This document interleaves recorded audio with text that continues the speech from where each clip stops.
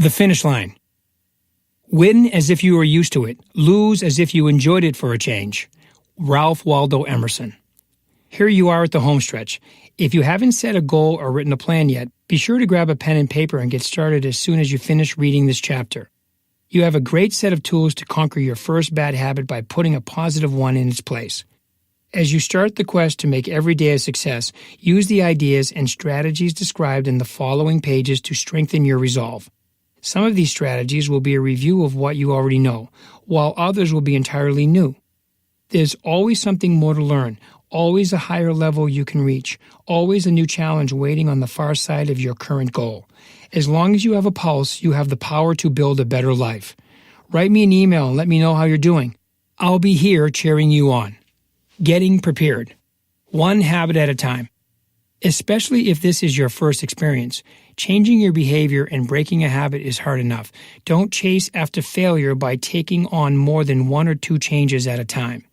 If the behavior or habit you want to change is something big, you can break it down into smaller goals that are easier to work with.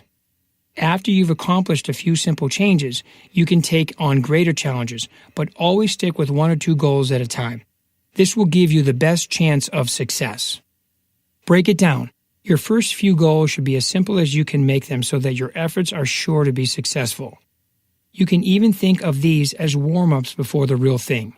Early success provides a priceless boost to your confidence that could mean the difference between crossing the finish line or giving up altogether. Start small with a narrow focus. Is your goal to start an exercise routine? Start with 5 or 10 minutes and gradually increase your time to 30 minutes. Do you need to wake up earlier? Get in the habit of waking up 10 minutes earlier first and then setting another goal, adding on 10 minutes more and so on. Eventually you will reach your ultimate target. Know your reason why. Be very clear about your reasons for wanting to change. What are both the short and long-term benefits? Are there people who will share in the good that will come from your success, making the goal even more worthwhile? Solid reasons and a clear purpose will improve the likelihood of forward momentum. When the time comes to write down your plan of action, state clearly the reasons for choosing a specific goal and include the people, such as your spouse or children, who will share the benefits of your success. This will finalize your commitment to them as well as to yourself. Be patient. It takes a minimum of 30 days to change a habit under ideal circumstances and with a simple goal, but realistically, the average is closer to 60 days. This means you must stay focused and consistent for that amount of time. Of course, for some people, the same habits will take more time, others less. 60 days, however, is an average that seems to fit most people most of the time, so give yourself at least that much time in the beginning. Make a commitment and don't give up even if you experience a setback. Make a firm commitment. Make a commitment to your goal and say it out loud. It's also good practice to visualize yourself achieving the goal. Yet even when you do both, stating and imaging your goal, your commitment needs to be stronger. Just saying you'll do it is not enough. Make it as serious as a contract by writing it down on paper. If you want to quit smoking, write the words, "I will quit smoking" on paper. If you want to keep your desk organized, write, "I will keep my desk organized." Build a support system. Make a list of the people in your life you can turn to if you need advice or emotional support. Talk to them about your plans and ask for their continued support as you work towards your goals. Include their names and contact information in your written plan so you will have it readily on hand. If your habit is one that has reached the level of addiction, find a local support group or online forum and make use of this important resource. See the appendix at the end of this book for contact information of the largest of these support groups. Devise a strategy. We all run into roadblocks along the way to our goals. Many are easy to work around with some advanced planning, while others can be more of a problem. Don't wait for these to reach your doorstep. Take the time now to figure out if there are any potential roadblocks you may encounter and what you can do to overcome them. A little planning today means you will be prepared tomorrow and more successful in the long run. Identify your triggers. Ask yourself what triggers the habit you want to change. There might be only one, but for most habits, there are several situations, people, or places that initiate the behavior. If you are a smoker, for example, your triggers could be having a coffee, finishing dinner, taking a break from work, and so on. Identifying all of them and include this in your written plan. Create an escape route. No, this is not a quitting plan. This is your plan of escape when you run into a trigger. A trigger is like a dinner bell calling you to a bad habit. For every trigger, decide on a positive behavior to replace the negative one that's set off by the trigger. When you first wake up in the morning, instead of smoking a cigarette, what will you do? Do you go out for a drink every Friday after work? Make Friday the day you wash your car or go for a walk. Put it in writing. This is where you'll take the commitment you made and all the strategies you've worked out and turn them into a systematic plan of action. The plan does not need to be complicated. It can be as simple as a single-sentence statement of your goal with a bullet list of actions or something that goes into greater detail. The key is to get the plan in writing using a format that makes sense to you, and then keep this written plan close at hand, either posted on a wall or carried in a pocket as a daily reminder of the benefits in seeing your plan through to the completion. Choose a start date. Grab a calendar and choose a specific date to get started that is at least a week or two in the future. Habit change is important. Give it the attention and preparation time worthy of such an endeavor, and you will be rewarded with success. Let your support people know this date, as well as any others who are willing to be a positive resource. Then post your start date where you will see it every morning. Look forward to this as the day you begin the work towards a better life. Make it a day of celebration. Get started. Use your support group. Enlist the help of a support group that you identified in the planning stages. Remind them of how important that it is that you are counting on them. Remember that you can also take advantage of and organize support groups in your area, especially for helping you make it through the really tough spots.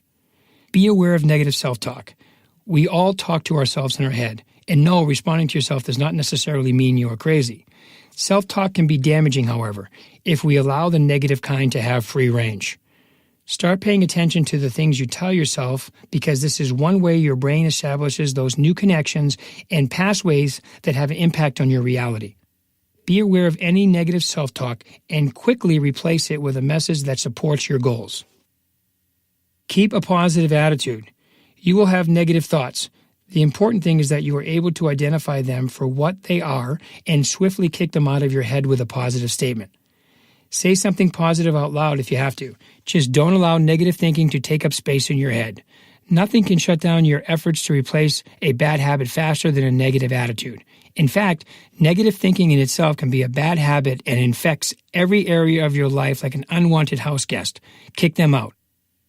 Overcome impulse. Impulsive behavior is often unavoidable, but if you stick with your plan and give every day your best effort, these impulses will gradually loosen their grip until you can break free from the hold they have on your life. It took time to develop your habits and all the related triggers and behaviors. It will take time to replace them. Control your environment. It is inevitable that you will run into negative people who will even try to get you to keep your old habit no matter how harmful it may be. You will always run into negative background noise like the daily news that can frustrate your efforts to keep a positive outlook. Be ready for it. If it's people, confront them and be direct with your words. Tell them what you are trying to accomplish and that you need their support. If they persist in undermining your efforts, you will have to make the choice not to be around them. And tell them this. If the problem is background noise, turn off the TV or stop reading the newspaper, at least during the time you are establishing the new habit. Use daily affirmations. Be your own cheerleader by giving yourself pep talks. Read your mantra or your affirmations either silently or out loud. Even if a few people get to thinking you've lost your marbles, this is not for their benefit, it's for yours.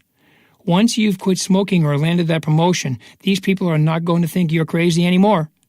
They will be too busy feeling like lazy, unhealthy, do-no-goodies. Picture success. Remember the power of the mind.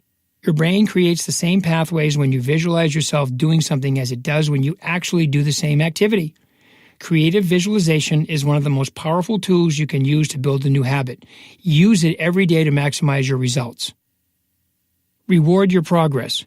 It is a good habit to reward yourself for improved performance and for reaching milestones along the way. Rewards serve to strengthen and reinforce your positive habit feedback loop. Be good to yourself. You've earned it. One thing at a time. We know the benefits in taking things one day at a time, of thinking in terms of being responsible to make it through one 24-hour period at a time. There are some situations that need to be broken down even further to the level of individual impulse or urge.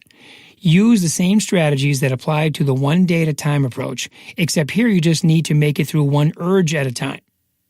Keep your actions consistent with your goals.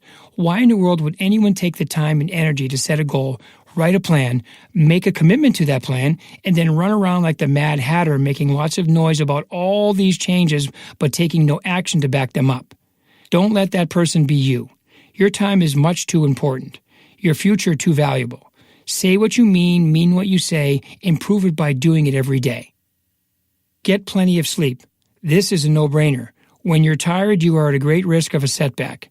When you regularly deprive yourself of sleep, your body is unable to reset important systems, leading to short-term memory loss and inability to make decisions, weakened immune responses, craving for sugar, weight gain, and an all-around cranky disposition.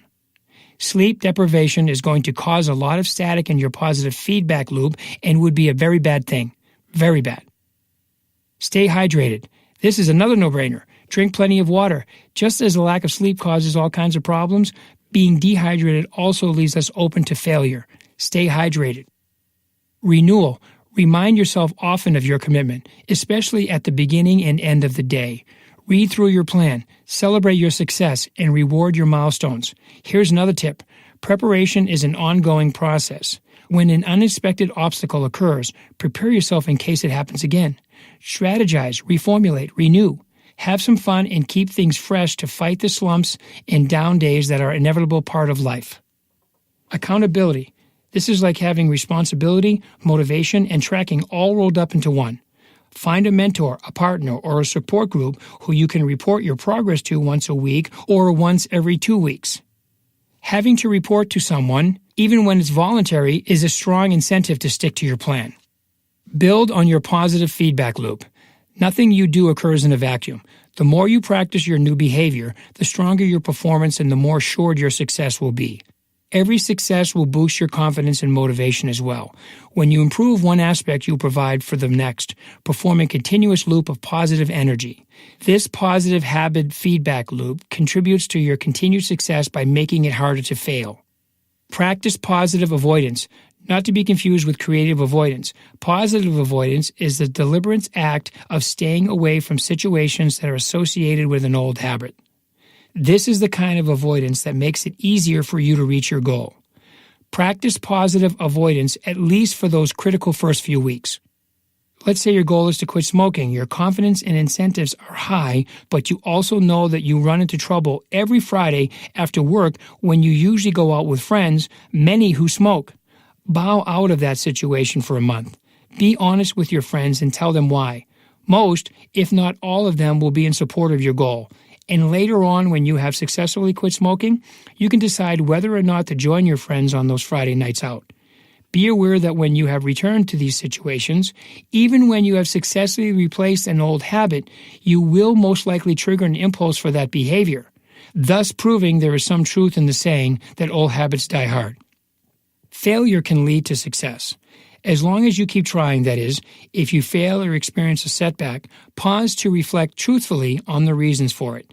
Figure out what you can do and prevent a similar occurrence in the future, and start again. Never let failure or the feelings of guilt keep you from making another attempt. Do not allow yourself to dwell on failure. Remember Thomas Edison, who saw failure as just a way to learn how not to do something.